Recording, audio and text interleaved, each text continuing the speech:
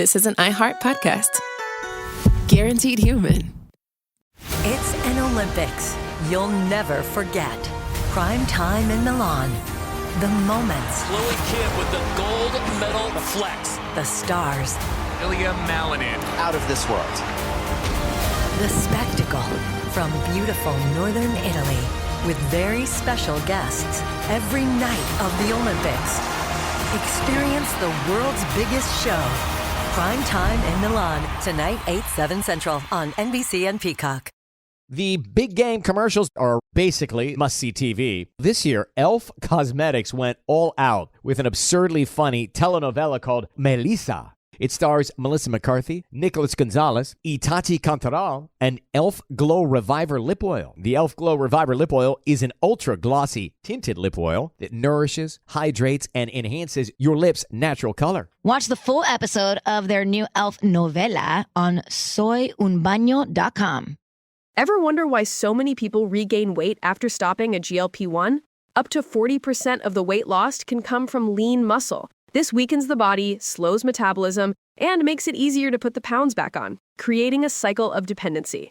Prolon's 5-day fasting-mimicking diet offers a drug-free way to maintain results and support long-term metabolic health. In just 5 days, it activates fasting pathways to burn fat, protect muscle, and rejuvenate cells, all while letting you enjoy real food. Get 15% off plus a $40 bonus gift when you subscribe at prolonlife.com/iHeart. That's prolonlife.com/iHeart. Over the last couple years, didn't we learn that the folding chair was invented by Black people because of what happened in Alabama? The Montgomery Brawl. This Black History Month, the podcast Selective Ignorance with Mandy B unpacks Black history and culture with comedy, clarity, and conversations that shake the status quo. The Crown Act in New York was signed in July of 2019, and that is a bill that was passed to prohibit discrimination based on hairstyles associated with race. To hear this and more, listen to Selective Ignorance with Mandy B from the Black Effect Podcast Network on the iHeartRadio app, Apple Podcasts, or wherever you get your podcasts. 1969. Malcolm and Martin are gone. America is in crisis. And at Morehouse College, the students make their move. These students, including a young Samuel L. Jackson, locked up the members of the Board of Trustees, including Martin Luther King Sr. It's the true story of protest and rebellion in Black American history that you'll never forget. I'm Hans Charles. I'm Menelik Lumumba. Listen to The A Building on the iHeartRadio app, Apple Podcasts, or wherever you get your podcasts. The Middle is supported by Journalism Funding Partners, a nonprofit organization striving to increase the sustainability of local journalism by building connections between donors and news organizations. More information on how you can support The Middle at listentothemiddle.com.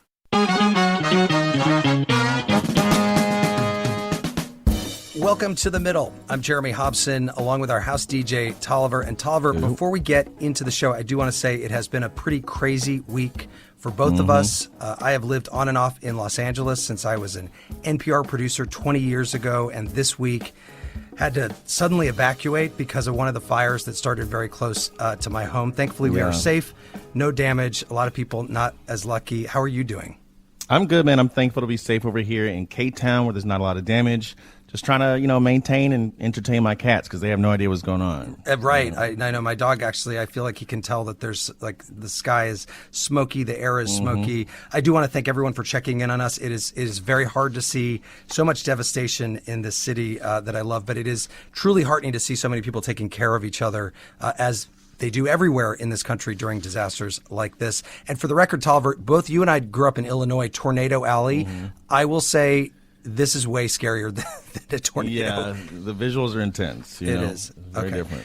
Well, now to our topic this hour, a very important topic. What should happen now with Ukraine and what's at stake for the United States? We are getting very close to the inauguration of President-elect Donald Trump, who has said multiple times that he would end the war within 24 hours of becoming president. Here he is in a town hall with CNN's Caitlin Collins. If I'm president, I will have that war settled in one day, 24 hours. How would you settle that war in one day? Because I'll meet with Putin, I'll meet with Zelensky. They both have weaknesses and they both have strengths. And within 24 hours, that war will be settled. It'll be over. It'll be absolutely over. Do you want Ukraine to win this war? I don't think in terms of winning and losing. I think in terms of getting it settled so we stop killing all these people and breaking down this country. Under President Biden, the U.S. has been a staunch supporter of Ukraine in their ongoing conflict with Russia, supplying the nation with billions of dollars in foreign aid and military assistance ever since Russia invaded in 2022.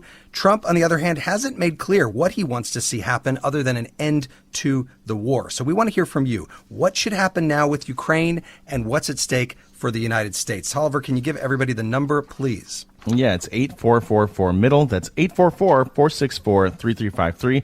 Or you can write to us at listentothemiddle.com, and you can also comment on our new live stream on YouTube, TikTok, and Twitch. Let's meet our panel. Fox News Chief National Security Correspondent Jennifer Griffin is with us. Jennifer, welcome to The Middle. Thank you, Jeremy. Glad to be here. And Dan Baer, who is the director of the Europe program at the Carnegie Endowment for International Peace. He's a former U.S. ambassador to the Organization for Security and Cooperation in Europe. His book is called The Four Tests. Dan, welcome to you. Thanks so much. I'm pleased to be here. Well, before we get to the phones, Jennifer, you've been covering this very closely. Just give our listeners a sense of what is going on with the war right now. It does seem like it's been kind of in a back and forth stalemate for quite some time. Well, I think, Jeremy, first of all, I've been covering the war since the night that Russia invaded. We were briefed at the Pentagon in the days leading up to the war of what to expect. The administration took an incredible decision to declassify that intelligence. It was the same intelligence that was shared with Vladimir Zelensky and his team. And so we knew what was coming. We were watching it in real time, and I've been covering it really ever since. I was in Ukraine after the Bucha massacre, a few months after the Russians invaded. And I think the way to think about this right now, in terms of what a sort of stalemate they're in, but in terms of the amount of destruction is incredible. We just heard from Defense Secretary Austin today that Russia has 700,000 casualties, if you include the dead and wounded. That is an incredible number for the last 3 years. But the way to think of this is, if you looked at a map of Ukraine, you would see that the Russians have really been they control right now about 20% of Ukraine, but they've been moving forward at a rate of just about 1 mile a month. So that means that really they're in the last year. It would take forever. It would take forever for them to get the whole thing. 10 miles. Right. So it's right now pretty stalemated. It's still pretty bloody. And I can say more about, the style of warfare, but I'll throw it back to you. Yeah. Well, Dan Baer, what's your sense? And is there any way, do you think, for either side to win without an agreement and a negotiation? In the near to medium term, there's no prospect, I think, of a serious breakthrough on either side if the status quo obtains. And as Jennifer said, the Russians are creeping forward, but very slowly, and actually slower probably because of the winter weather. And that will stay slow likely during the spring, because as things thaw, there will be more mud, and that will slow things down as well. Both sides are really suffering from manpower issues, particularly the Ukrainians, but both sides. And just to put that number that Jennifer put out there in context, 700,000 Russians is probably 1.5% of the adult male military fighting age Russians in the country. That's a staggering number. It would be millions in the United States, the equivalent number. Ukraine is also really suffering from manpower challenges, and so they're both at a stalemate, and also both feeling the hurt right now. And in addition to manpower, also on the equipment side, the Russians are sending mainly refurbed Soviet equipment to the front lines. They have some more of that to work through, but they will run out of that at some point. They're burning through it faster than they can make new kit. And the Ukrainians are obviously highly dependent on the assistance that they are getting from the United States and 49 other countries in that assistance group. Well, and in terms of that assistance, Jennifer Griffin, do you have a sense of what Trump plans to do when he comes into office with this? Well, I'm not sure Trump knows what he's going to do when he comes in, because already we've seen him shift the timeline of when he's going to resolve this conflict.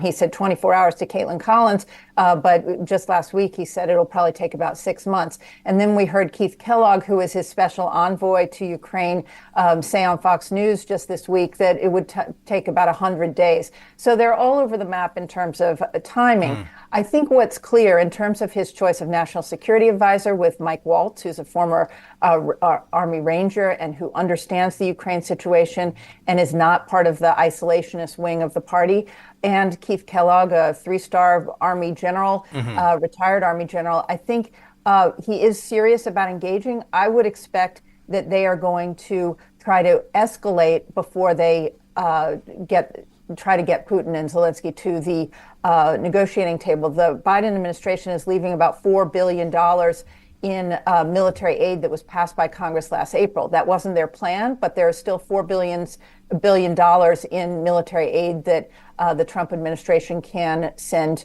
weapons that are badly needed right now by Ukraine. Today, the Biden administration did announce another $500 million when Lloyd Austin was in Germany at the contact group meeting. Let's go to the phones because the calls are coming in. Steve is in Denver, Colorado. Steve, welcome to the middle. What do you want to happen with Ukraine and the United States? Can you hear me? I can hear you. Go ahead. Great. My concern is American values and what we stand for. And Russia has invaded a sovereign country and is trying to take it over by military force. As the democracy I think we are, that's not something that we just let happen and there's all sorts that you guys already know about in terms of the potential down the road of what could happen in Europe as Russia feels like it can do such things, let alone China. So, number one, as a democracy, we need to defend Ukraine. And number two is if we don't want to see American boots on the ground, then we need to do everything we can to support Ukraine to maintain the sovereignty of their own borders. At any cost, Steve? And then, what do you mean, at a financial cost? Yeah. Pretty much, I would say yes. I would rather enormous financial cost than lose American soldiers in this war, or to have Russia feel like it can invade its neighbors in Europe, and what's that going to lead to down the road? Right. Sooner or later, we're going to have American boots on the ground in Europe if this doesn't stop. Yeah. Steve, thank you very much for that call. Dan Baer, we've heard that from President Biden many times, saying that, if we don't stop this by supporting Ukraine to fight back against Russia, eventually the U.S. would be drawn into a larger war in Europe. I mean, history over the last 120 years, we have seen that when countries try to change borders by force, particularly in Europe, sooner or later, America gets drawn in. And we never get drawn in because we want to jump in. World War I or in World War II, we didn't want to jump in. There were strong isolationist voices in the United States. But because eventually it implicates directly American interests, we get drawn in. And so I think the principle that countries should not be changing borders by force, that bullies don't get to decide that borders don't matter, is one that is not just a kind of nice principle to uphold, but it is one that history teaches us that when we don't uphold it, we get chaos, and that chaos has direct implications for Americans. And Jennifer Griffin, what about Steve's point about just defending another democracy? Well, it's a really important point, and I think it can't be understated that President Xi of China is watching. And if there's one bipartisan issue in Washington right now, is concern about China's desire to overtake Taiwan in the next few years.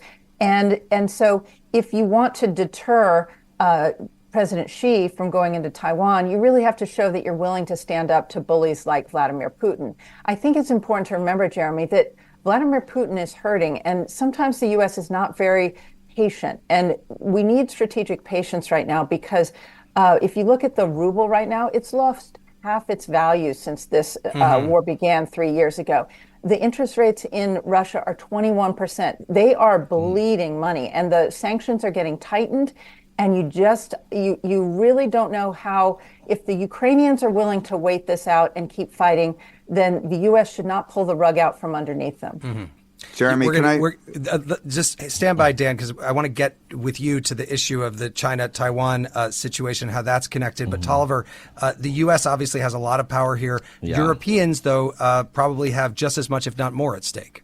Yeah, here's outgoing Belgian Prime Minister Alexander De Croo talking about European regional security in November.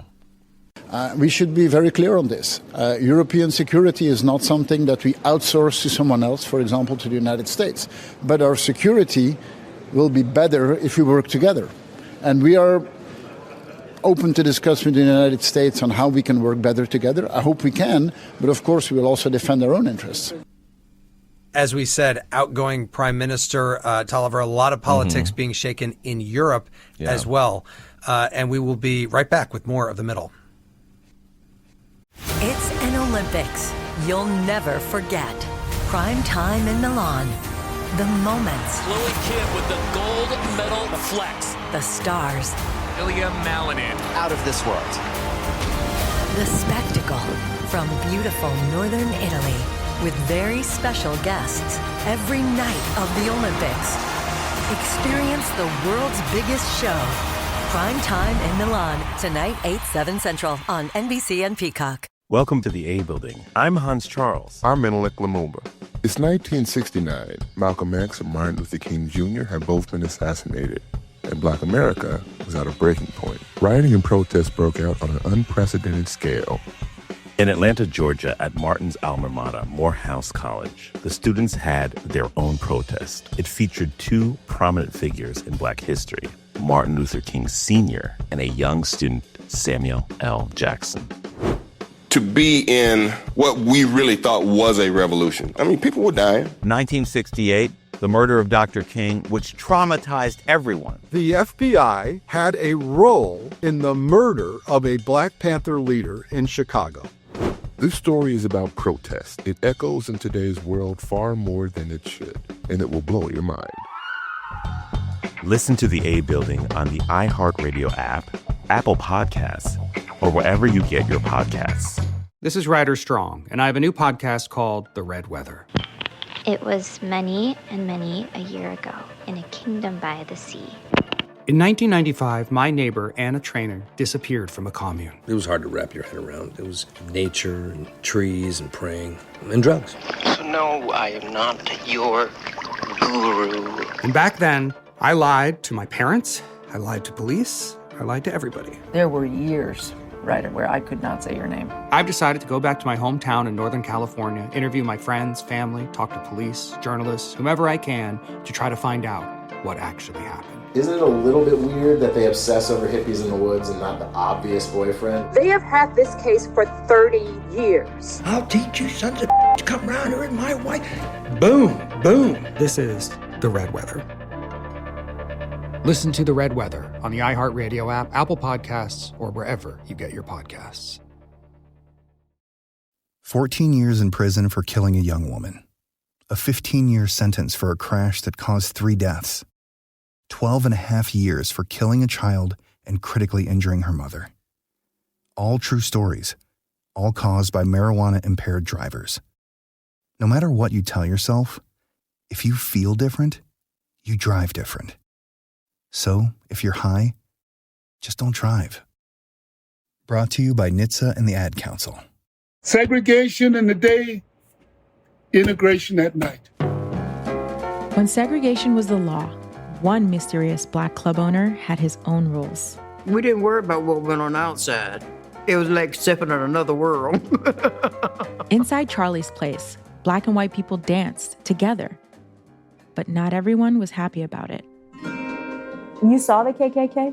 Yeah, they were just dressed up in their uniform. The KKK set out to raid Charlie, take him away from here. Charlie was an example of power. They had to crush him. From Atlas Obscura, Rococo Punch, and Visit Myrtle Beach comes Charlie's Place. A story that was nearly lost to time. Until now. Listen to Charlie's Place on the iHeartRadio app, Apple Podcasts, or wherever you get your podcasts.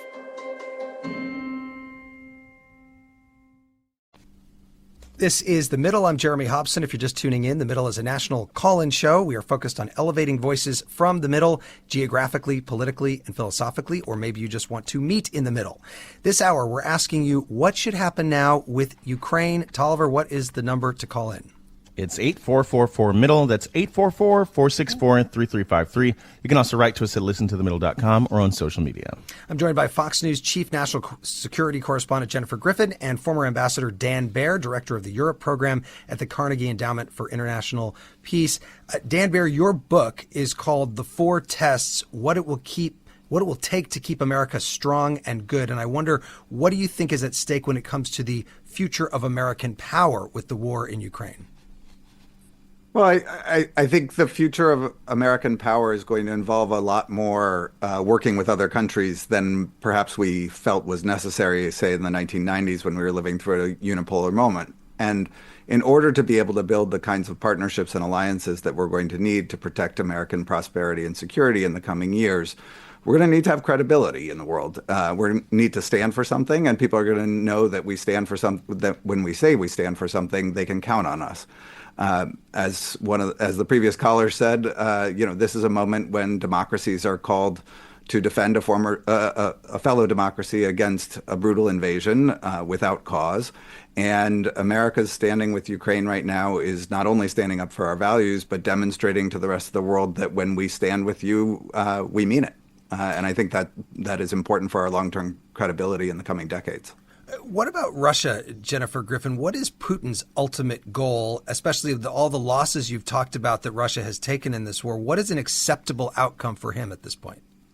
Well, Jeremy, I lived in Moscow in the late 90s, from 96 to 99. And that is when Vladimir Putin was coming onto the scene. So I've been watching him for the last 30 years. And really, it's very clear that Putin is not going to back down. He's not going to pull out. The Ukrainians, he's not going to suddenly say, oh, it was a mistake. He's not going to admit any weakness, because that would be a problem for him back home. He will hold on to the 20% that he has. He's not going to negotiate on Crimea. And so the best way to protect Ukraine, and President Zelensky has said so, is he would like security guarantees if he does go to the table and agrees to stop the conflict and basically give up for the time being 20% of his country. He wants security guarantees and to be a part of NATO. One of the things that has been, that's something that President Trump has said is a red line. He doesn't believe that Ukraine should be in NATO. In fact, he's blamed that talk of being in NATO for why Putin invaded. I don't believe that is the case, having watched Putin for a long time. Putin is expansionist. He wants to get Ukraine back under his imperial designs on it. And it's important to remember that West Germany was made a part of NATO when East Germany was still occupied by Russia, so the Soviet Union at the time. So there is precedent for allowing a country in when there is still a conflict, and it prevents conflict from spreading, frankly. Dan Baer, just on that point about NATO, do you think that is the key issue for Putin? If America and the Europeans said, okay, Ukraine is not getting into NATO, would that make enough of a difference, or does it not really matter?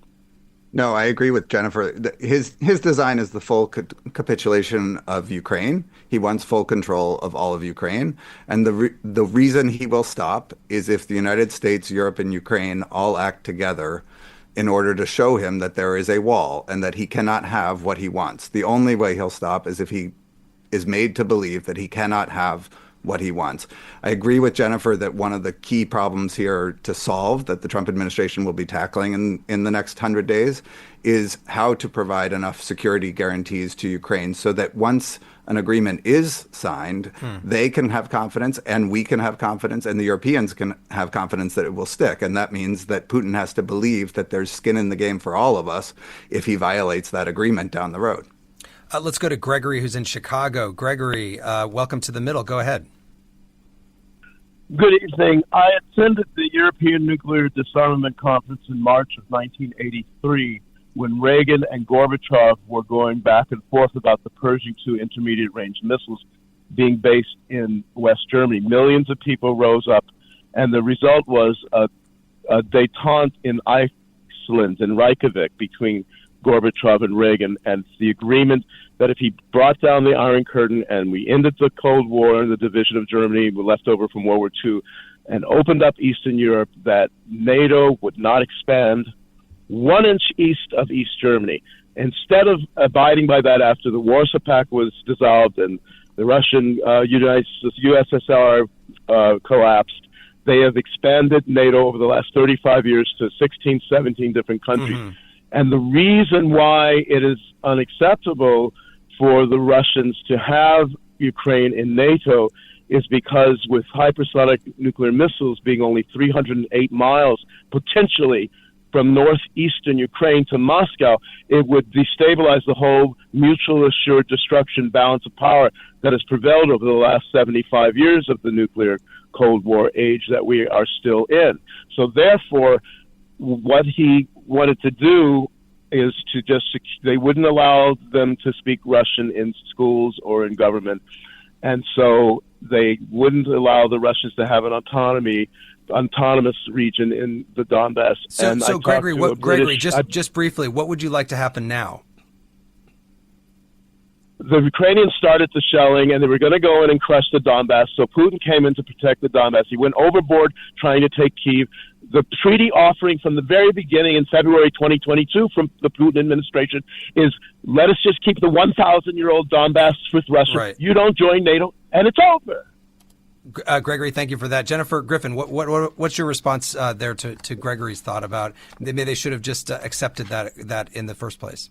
Well, there's a few historical facts that I think are not correct in what Gregory said. The Ukrainians did not start the shelling against the Russian troops in the Donbass. The shelling began because the Russians had sent in what they called little green men who were provoking these kind of attacks because they were trying to stir up an uprising and an independence movement as an excuse for Putin to go in and send Russian troops in back in 2014. So that's what happened at the start of this. In terms of, there is a way to structure this that Ukraine could be in NATO and not have nuclear weapons, for instance. Ukraine doesn't have nuclear weapons. Right. So Putin fearing nuclear weapons on hypersonic missiles coming from Ukraine, that's fantasy. They don't have nuclear weapons. And there is precedent also if you look at Norway. Norway, when it joined NATO in 1949, it agreed not to allow nuclear weapons to be on its territory or to come into its ports. So there are plenty of ways to structure this so that Putin feels secure. The group that does not feel secure is Ukraine. They're the ones who've been invaded. And so we really have to remember who started this. Mm-hmm. And even if there was an excuse or a figment of Putin's imagination that NATO shouldn't have expanded into, NATO is not an aggressor.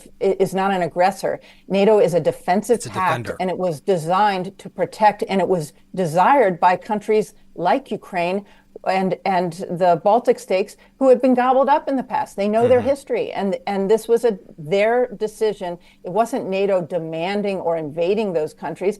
Those countries came to NATO and asked to join. And frankly, Russia, when I was based in Russia, Russia had a seat for many years at NATO headquarters. In fact, they used it to spy on NATO, but they were given a seat there in good faith to try and keep the peace in Europe. Jane is calling from Concord, Massachusetts. Jane, welcome to The Middle. Your thoughts about what should happen with Ukraine? Hi. Well, I think if we look at what Trump said about Greenland recently, that we need it for our economic security, and then he says, for everybody else. He doesn't support NATO, so why would he use Greenland to help support Europe and everybody else? And I think we should have even been more aggressive against Putin in Ukraine from the very beginning, because it's been like little dribs and drabs here and there, adding weaponry and that sort of thing. And Putin needs to be stopped. It's a beginning of World War III, or at least a war for famine, because he wants to control agriculture in Ukraine. And I think Trump should be stopped from letting Putin have whatever he wants, because if Trump lets Putin have it, he'll let other strong men do whatever they want, all his buddies in North Korea and what have you. Jane, thank you for that. Dan Baer, a way to stop World War III. We have heard that term thrown around a lot. I mean, what do you think about that from Jane? Well, I first of all, I think we should wait and see what the Trump administration does. There's a lot of President-elect Trump says things a lot, and we should look at what they end up doing. He himself has said in recent weeks that you don't get to peace by abandoning Ukraine. I take encouragement from that he and General Kellogg and Mike Waltz are talking, and that they understand that there is a diplomatic and a security play to make here, that they're going to try to make here, but that they don't think it's a day one proposition anymore. So I think we should wait and see. I think there is a deal if the president-elect and his team can execute it. I think there is a deal that includes significant burden shifting so that the Europeans step up and do more. An agreement that the United States will not precipitously leave Europe or Ukraine out there hanging in exchange for the Europeans committing to step up and do more, and the security guarantees that Jennifer talked about. And if those things can be put together, that would be a deal in which President-elect Trump could say to the world, look, I've gotten de-escalation on the table, and I've gotten the Europeans to stand up and take more responsibility, and that is in the U.S. interest, and it's also a service in terms of putting de-escalation on a path. And so I think there's a possibility. I'd like to be hopeful right now. It's a dire conflict, but I think there's a possibility to look forward to a potential deal. And I think in that sense, really the most interesting near-term deal is the deal that President-elect Trump might make with the Europeans, not the deal that he might make with Putin. What do you mean by that? Well, I think the first conversations, they won't ask my advice, I suspect, but if I were offering advice, I would say, the first important conversations are going to be with Europeans about what they're ready to commit to in terms of building out their own industrial base, investing real money, which is going to mean solving their inability to raise money through debt. They're going to have to figure out a way to solve that. Investing real money in European defense, in being able to support Ukraine over the long haul. And in exchange for that, if they are willing to make that commitment, President Trump could offer that the United States will continue to offer support, declining over time, but we won't leave in a hurry. We'll continue to offer support. And then if we can solve the security guarantee piece, then you have a united front. You go to Putin and you're able to say, you're not going to break us apart. We are united here. Now is the time for you to sign a deal. And by the way, people will say that Putin can't deal with that because it would be construed as a loss. Putin was bragging about Syria being a win a few weeks ago. He can sell, he can sell anything. A loss for Russia. He can sell anything. If he can sell Syria as a win, he can sell a deal that is realistic and fair to Ukraine as a win at home as much as he needs to. Tolliver, we have to go to you for some comments because we're live streaming for the first time. Yeah. What are people saying?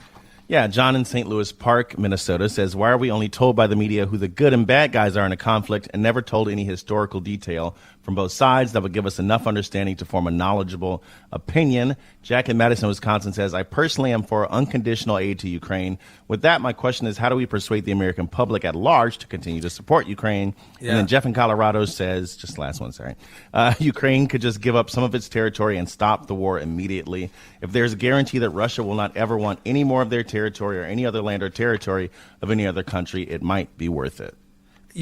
I want to ask about that, the second one there, Jennifer Griffin, public support. It's very split. We're going to talk about between Republicans and Democrats. Democrats are much more supportive of Ukraine support than Republicans are at this point. But what about public support? How important is that in the United States in this question right now? Is Trump looking at the polls and saying, I'm representing the people that elected me? Well, I think what's interesting is there's a lot of bipartisan support on the Hill. We saw that with the vote that took place last April.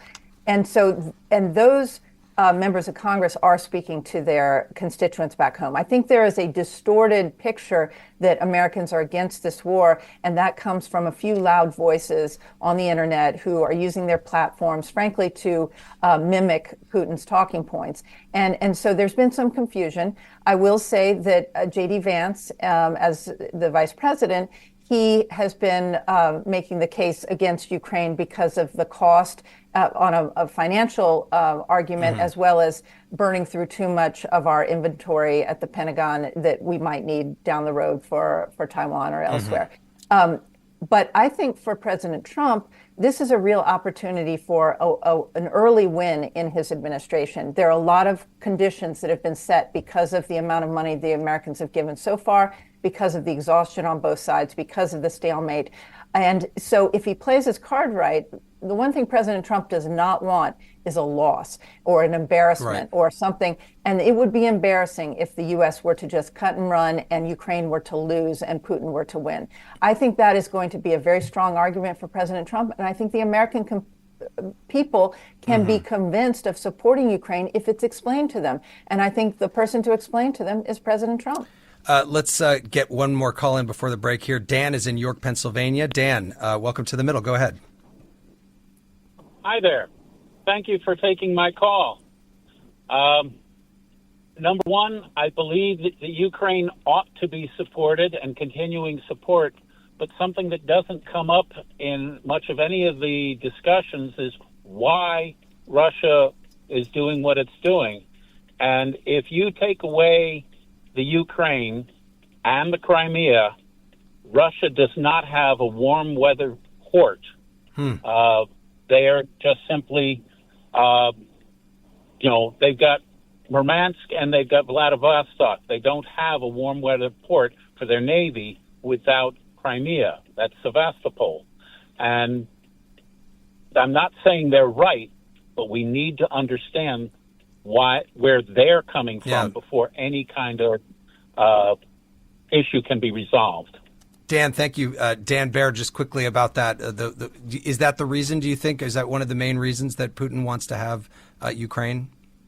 I don't think it's the main reason. I mean, Crimea is strategic, and so I don't dismiss the strategic value of Crimea. I would point out that Russia was not invaded for the 30 years from the fall of the Soviet Union, the 25 years from the fall of the Soviet Union to the point where it illegally annexed Crimea.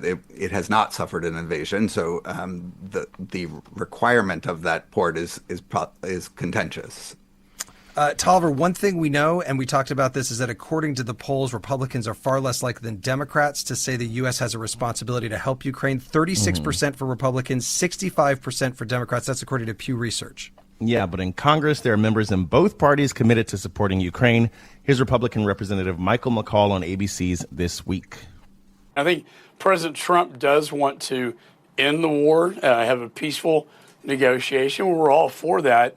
But it's got to be on terms that do not throw Ukraine under the bus. They were thrown under the bus in the Budapest agreements, where they gave up all their nuclear weapons in assurance for security.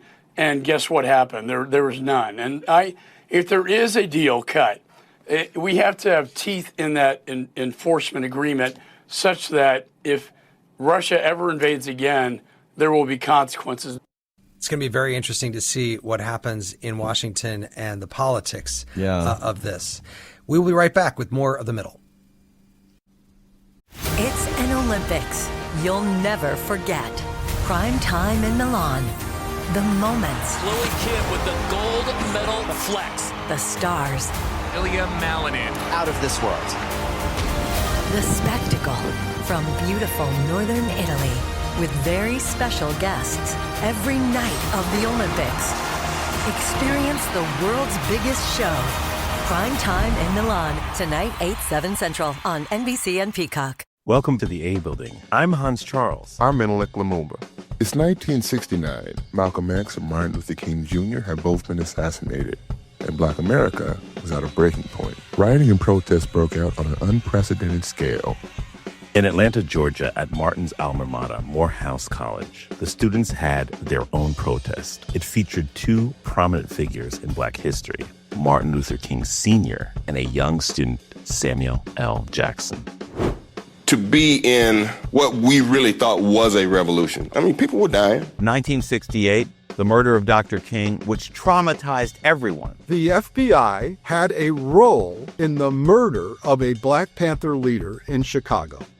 This story is about protest. It echoes in today's world far more than it should, and it will blow your mind. Listen to The A Building on the iHeartRadio app, Apple Podcasts, or wherever you get your podcasts. This is Ryder Strong, and I have a new podcast called The Red Weather. It was many and many a year ago in a kingdom by the sea. In 1995, my neighbor, Anna Trainer, disappeared from a commune. It was hard to wrap your head around. It was nature and trees and praying and drugs. So no, I am not your guru. And back then, I lied to my parents, I lied to police, I lied to everybody. There were years, Ryder, where I could not say your name. I've decided to go back to my hometown in Northern California, interview my friends, family, talk to police, journalists, whomever I can, to try to find out what actually happened. Isn't it a little bit weird that they obsess over hippies in the woods and not the obvious boyfriend? They have had this case for 30 years. I'll teach you sons of to come around here and my wife. Boom, boom. This is The Red Weather. Listen to The Red Weather on the iHeartRadio app, Apple Podcasts, or wherever you get your podcasts. 14 years in prison for killing a young woman. A 15-year sentence for a crash that caused 3 deaths. 12 and a half years for killing a child and critically injuring her mother. All true stories, all caused by marijuana-impaired drivers. No matter what you tell yourself, if you feel different, you drive different.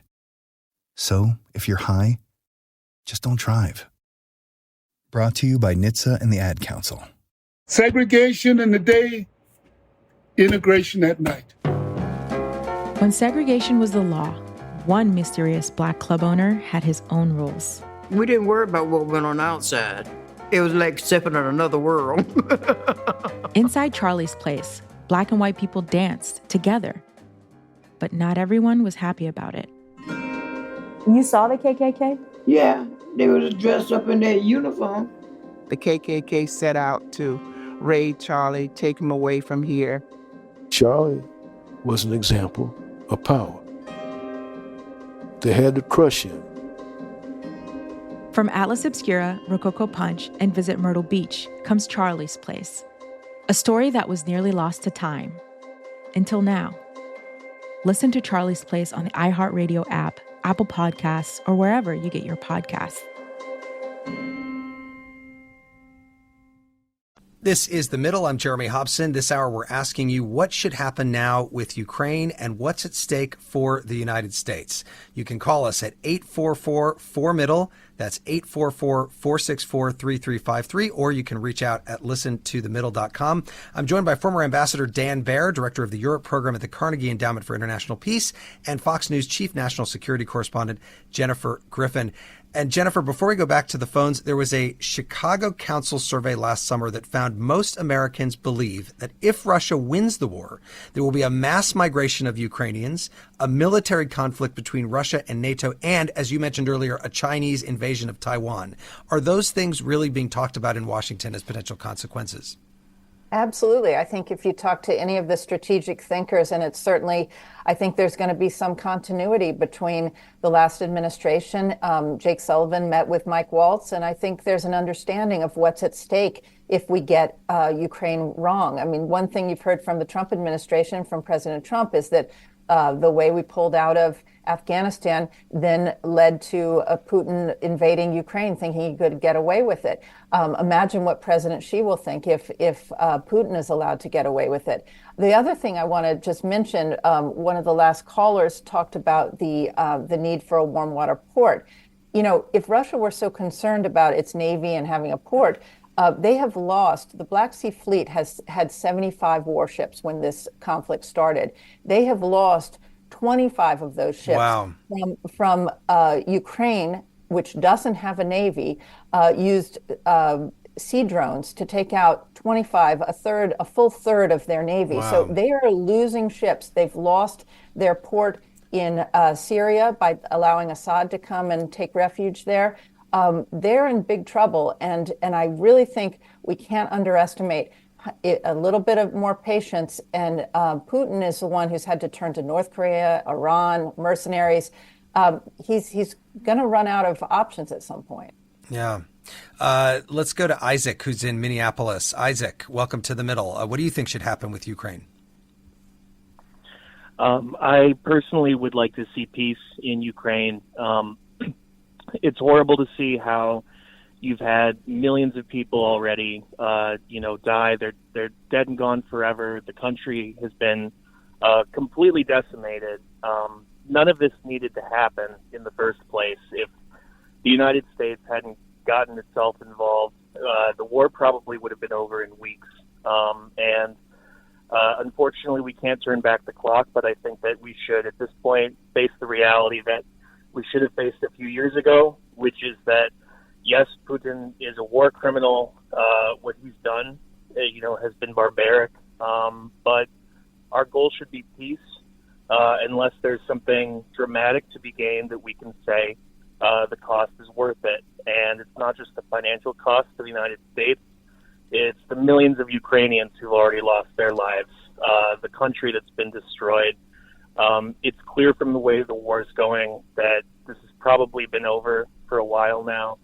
And we should stop taking the side of the Ukrainians in this and be a fair arbiter for peace. And I do think that it's encouraging to hear incoming President Trump say that. And I don't say that as a supporter of his, but it is encouraging to hear. Well, Isaac, let me just quickly ask you, what do you think about the arguments that we've been hearing all hour that, if you were to do that, it will hurt the U.S. in a number of other ways, including with what President Xi will see as a possible, go ahead to take Taiwan without any consequence? I think that if President Xi sees it that way, then that's fine as well. We have our own problems here at home. We've got, still rising inequality, poverty far higher than it was before. Child poverty doubled after the pandemic. I think that's why this war has become unpopular among most Americans, and that is confirmed in consistent polling data too. It's not just internet loudmouth, which it also may be. Isaac, thank you. Let me take that to Dan Baer. Dan Baer, that is a view I'm glad that we got on this program this hour, because there are a lot of people who believe that. Yeah, I mean, just two things. One, I mean, I think it is really hard to understand why things happening far away actually have an impact on Americans here at home. I get that. And frankly, as the world becomes scarier, there's a totally understandable instinct to say, let's just pull back and shut down our connections with the world and just protect ourselves here at home. Unfortunately, that instinct, while understandable, is almost exactly wrong. In a moment when the world is becoming more complicated and complex, we actually have to engage more. And conflicts like the conflict in Ukraine will not stop in Ukraine. They implicate American interests already. American jobs depend on our relationship with Europe. Europe is a huge trading partner. We need Europe to be safe and secure in order to support our own economy. Certainly, Taiwan is also a huge issue for trade and American prosperity, among other things, as well as security in the region. So I think it is understandable that it's hard to understand why these things that seem far away actually affect us here at home, but they really do. And history shows that when we don't solve them where they are, then we get confronted with them closer to home. The second point I just want to make is that we've heard from several callers about the expense of supporting Ukraine. And I want to put it in context. The spending on Ukraine is less than 10% of the Pentagon overall budget right now. We can actually afford it. And yes, there are other things that we should be spending money on too in this country. I'm not saying that it doesn't come at a cost. But also, I think sometimes when we talk about it, it sounds like we're just delivering bags of cash to the battlefield. And that's not what we're doing. We're delivering largely American-made equipment that is supporting American jobs. By the way, the deal that we would make with the Europeans to expand their defense industrial base and their defense spending would also support American jobs. And so we should remember that this is not a transfer of wealth at the numbers that we're talking about. This is actually stuff that we're making that are supporting people who are willing to fight for their own country, who are doing their own fighting, and who are fighting to defend their democracy. Let's go to, go ahead, Jennifer. If I could just pick up on one point about the defense budget. You're talking about, as Dan said, about 10%. And the last caller mentioned that he wouldn't care if China took Taiwan because it's not our problem. I think that is a grave misunderstanding of what Taiwan represents. First of all, if you use a computer, if you use a car, if you use any sort of electronics and you don't just live in the woods off the land with candles, you need the supercomputing chips. If we're going to be competitive in the AI, the next iteration of AI, and really kind of keep our place in the world, you have to have access to those supercomputing chips in Taiwan. And so if you just hand that over to Xi and China, does have an impact back home. And trust me, you think we don't have jobs now in places that have lost jobs? You lose access to Taiwan, and the job market here will crater, and society will crater. So we really have to understand how we're connected to the world. These are not just problems out there, and the U.S. is not causing this war in Ukraine. They are trying to help an ally to prevent more bloodshed, frankly. Let's go to Alice in Grand Rapids, Michigan. Alice, welcome to The Middle. Your thoughts on the future of Ukraine? I think that if the Ukrainian people want to continue to fight for freedom, for democracy, I think they have every right to do that. And I don't think other countries should be telling them what they should do. And if we have the ability to supply them with what they need to win this war or continue it, I think that's what we should do, because from what I understand, we've always been committed to democracy throughout the world. Well, I think it's pretty clear, Alice, that the Ukrainians want to fight for freedom because many of them have died doing so. So you think that the U.S. should continue to support them as long as they're willing to fight? I think if the U.S. can do that, if they have that in their power to do that, I think they should be doing that. I mean, we have always been committed to democracy throughout the world, and I don't see why this should be different. Mm-hmm. Alice, thank you for that. Let me go to Brian in Birmingham, Alabama. Brian, welcome to The Middle. Go ahead. Hi, thank you. I believe the U.S. should make a decision to drive towards the end of the war in favor of Ukraine, but really make a hardline decision and then see it through to the end. Do all the necessary steps without all the political wavering back and forth, and just really drive to the end. Wouldn't that be a nice change? To just stick with something for a while. Brian, great point. Dan Baer, it makes me think of the Iraq War, which went through multiple presidents who had their own ideas of what should happen with that. And of course, the war in Afghanistan, where Donald Trump and his administration negotiated the end. And then Biden had to actually act on it, and then got, of course, a lot of criticism for the very end of the Afghanistan war. But what about that? That makes it does make it very difficult to go on with a long war when the United States changes administrations and changes strategy. Certainly, the vicissitudes of American politics make executing a sustained national security strategy difficult. But I agree with Brian, and I think, like I said, I want to be optimistic in this moment. What I hear, what I read from General Kellogg, what I hear from the incoming administration makes me cautiously optimistic that what they want to do is identify an end, and that they understand that the way to get to that end is to solve the burden sharing question with the Europeans, to solve the security arrangement for Ukraine post-conflict, and then to show a united front to Putin so that he understands that he's not going to get any more than what he's got. And that this is the end, and that this is the best time to make a deal, and that we will stick to that deal, and we won't see any kind of embarrassing withdrawal or collapse that would damage American credibility for the long run. Jennifer Griffin, does the Biden administration, did they not want to get to the end of the war in a strong enough way? I mean, we're talking about Trump can come in and he wants to end the war. Doesn't the Biden administration want the war to end as well? Of course, the Biden administration didn't want this war, and they didn't want it to drag on.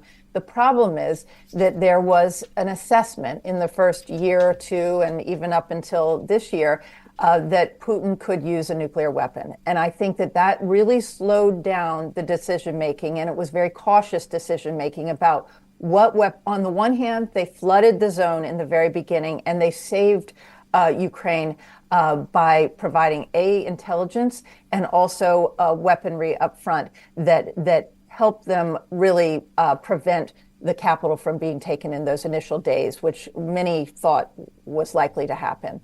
President Trump deserves full credit because, frankly, the Ukrainians could not have fought off those tanks that were heading towards the capital without the Javelin missiles that he had approved at the end of his administration, and those were absolutely crucial in those initial days. So the U.S. both administrations have an interest in Ukraine winning. I think we're at a different inflection point where you can actually talk about coming to a negotiating table. The conditions were not really right up until now. And so, what would be great is if national security in this country wasn't a big, pendulum swing between administrations, that there was continuity. And I do believe, as we've said, Jeremy, that there is some continuity of thinking between Keith Kellogg, Mike Waltz, Jake Sullivan. But I do think there is an accelerated time frame right now because we're at a different point in the war. I know they feel the same way about that at NASA, where it takes, decades sometimes to build these rockets, and the new president comes in and says, no, let's do something else now with that. Let's go to Jared, who's in Houston, Texas. Jared, welcome to The Middle. Go ahead. Hey, how's it going? Yeah, I think it's been a lot of really interesting viewpoints so far.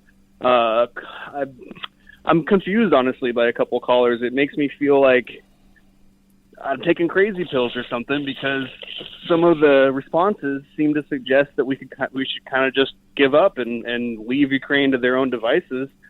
And I just can't imagine pairing that mentality with World War II and fighting the Nazis. And I mean, if your opinion is that we shouldn't have gotten involved in World War II, then fine, at least you're consistent ideologically. But I don't know. It feels like an un-American take to just be like, we should abandon Ukraine and let Putin do what he wants, keep the territory that he wants, and just sue for peace. Let me ask you just quickly, Jared, what did you think about, for example, Afghanistan, where we were trying to set up a democracy there? Obviously, that didn't work in the end. But what did you feel the same way there? Yeah, I mean, I think the Middle East has its own sort of problems. There definitely is some overlap. I thought the way that the withdrawal happened was terrible. I think both the Trump and the Biden administration bear some blame for that. Obviously, it was the terms were negotiated during Trump's term and by his team and him. But Biden definitely shares some blame for how it went down too, and it was an unacceptable result for sure. Yeah. Jared, thank you. Dan Baer, let's focus on that issue of just it's un-American, Jared says, to not support Ukraine, another fellow democracy in trouble. I think that's true, and it speaks to me, although I would say that for people who aren't inspired by the kind of values argument that the world will be more peaceful if we look out for the human rights and fundamental dignity of people around the world, and that when a brutal dictator invades a neighboring country that is a rising democracy, that we should care about that because we care about democracy. We should also care about that because it is really, really bad for American prosperity and security, and because it might actually hurt Americans and hurt American jobs and American security over the long run. And so there are two sets of reasons that are both compelling. And if you aren't persuaded by the values argument, I would still make the security prosperity argument just as forcefully. Jennifer Griffin, I'm going to give you the last word and ask you this. This is just one of many issues that you cover in terms of national security. We just had a major attack in New Orleans by an ISIS convert. How important is Ukraine to Trump as he comes in terms of all the national security issues that are on his plate? Well, I don't envy him, and I don't envy any president to have to take on the number of problems right now. And so the question is, which two or three is he going to focus on first? And he has made Ukraine a priority, so I think you'll see that as one of the priorities. But I think look what's happening tomorrow in Venezuela. You have a decision point with this next administration. Are you going to support the Maduro regime, or are you going to support Edmundo Gonzalez, who actually won the election there? Venezuela is very important to national security for the United States. If you want to have millions of Venezuelans go back to Venezuela and not flood the border and come across into the United States, you need to solve the Venezuela problem. And then Venezuela also is an energy source. So that's another issue right on our doorstep. You have the China issue, you have Taiwan, you have what's going to happen in Syria, what's going to happen between Iran and Israel. Right. This is going to be an incredibly complicated period, a matrix like you've never seen in terms of national security challenges. And I hope that the strength of this administration coming in and this president who does know how to be strong and present strength, I hope that he'll use it as a force for good and not as a force for isolationism. Well, I want to thank my guests, Fox News Chief National Security Correspondent Jennifer Griffin and Dan Baer, Senior Vice President for Policy Research and Director of the Europe Program at the Carnegie Endowment for International Peace. Thanks so much to both of you for joining us. Thanks for having me. And next week, right before Inauguration Day, we're going to be asking whether or not democracy is really at risk in Trump's second term. We're going to be joined by political commentator Andrew Sullivan and Clemson University history professor Vernon Burton. As always, you can call in at 8444-MIDDLE. That's 844-464-3353. Or you can reach out at listentothemiddle.com, where you can also sign up for our free weekly newsletter. And don't forget to check out our new video podcast on YouTube, where you can watch us as well as hear us. We look great, Tolliver. We look great. We sure do. The Middle is brought to you by Long Neck Media, distributed by Illinois Public Media in Urbana, Illinois, and produced by Harrison Patino, Danny Alexander, Sam Burmistad, John Barth, Annika Deschler, and Brandon Kondritz. Our technical director is Jason Croft. Thanks to our satellite radio listeners, our podcast audience, and the more than 420 public radio stations that are making it possible for people across the country to listen to The Middle. I'm Jeremy Hobson, and I will talk to you next week.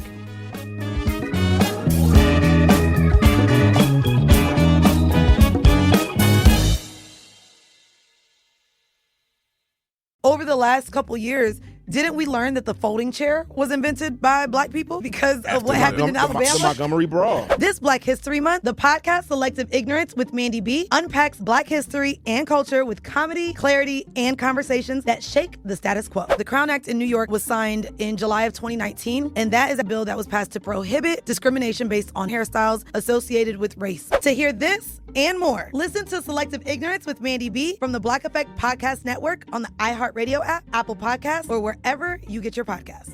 1969. Malcolm and Martin are gone. America is in crisis. And at Morehouse College, the students make their move. These students, including a young Samuel L. Jackson, locked up the members of the Board of Trustees, including Martin Luther King Sr. It's the true story of protest and rebellion in Black American history that you'll never forget. I'm Hans Charles. I'm Menelik Lumumba. Listen to The A Building on the iHeartRadio app, Apple Podcasts, or wherever you get your podcasts. 14 years in prison for killing a young woman. A 15-year sentence for a crash that caused 3 deaths. 12 and a half years for killing a child and critically injuring her mother. All true stories, all caused by marijuana-impaired drivers. No matter what you tell yourself, if you feel different, you drive different. So, if you're high, just don't drive. Brought to you by NHTSA and the Ad Council. When segregation was a law, one mysterious Black club owner, Charlie Fitzgerald, had his own rules. Segregation in the day, integration at night. It was like stepping in another world. Was he a businessman, a criminal, a hero? Charlie was an example of power. They had to crush him. Charlie's Place, from Atlas Obscura and Visit Myrtle Beach.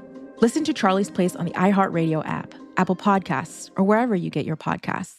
This is Ryder Strong, and I have a new podcast called The Red Weather. In 1995, my neighbor, Anna Trainer, disappeared from a commune. It was nature and trees and praying and drugs. So no, I am not your guru. And back then, I lied to everybody. They have had this case for 30 years. I'm going back to my hometown to uncover the truth. Listen to The Red Weather on the iHeartRadio app, Apple Podcasts, or wherever you get your podcasts. This is an iHeart podcast. Guaranteed Human.